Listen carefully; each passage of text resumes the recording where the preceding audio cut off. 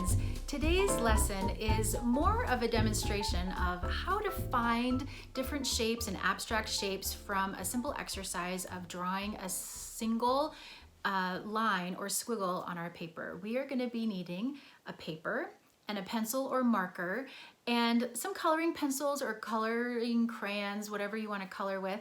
And we're going to be doing a really fun game that helps us use our imagination and use our eyes in a different way. So let's get started. This next exercise is a lot of fun, and it's going to help our eye and our imagination see shapes that we normally might not see.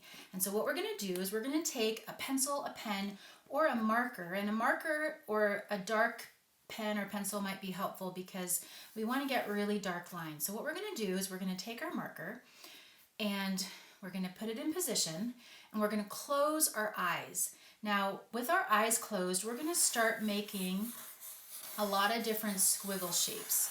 I'm not looking, I'm just closing my eyes. I can make corners, I can make squiggles, and I don't want to pick up my pen.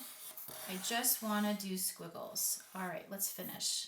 Wow, look at that. That is one big line. What we're going to be doing in this exercise is we are going to be filling in these shapes that we see. So I'm going to grab a couple pencils. I got some colored pencils here as to fill in.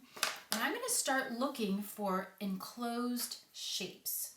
I see that I started here and I finished here. So just for the sake of this exercise, I'm going to meet those points somewhere else so that everywhere we have an enclosed shape. There's no beginning of a line in this particular squiggle. All right, let's get started by coloring in the enclosed shapes. Our eye doesn't naturally see this. If we were to see a scribble, our eye would mostly see a continuous line in random formation. But as we start filling in these shapes, we start to see something different. We start to see really interesting and beautiful shapes. And this is a really good exercise for your eye to start looking for things that it normally wouldn't see. I'm using different colors here so that I can see the different variations in shape. Isn't this really amazing? Now all of a sudden we're starting to see these enclosed shapes instead of a random squiggle. Now, if I wanted, I could go ahead and color in every single shape in its entirety. And what can also be really fun is sometimes as you're doing this exercise, you can start to see how different shapes might actually look like something. So for instance, let's take these two shapes right here.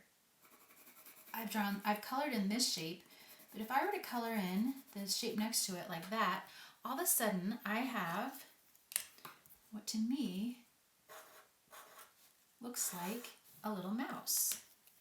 And as you're coloring in these shapes, you'll start to see different objects or different symbols or different shapes of your own. And let's look at this one. What do you think?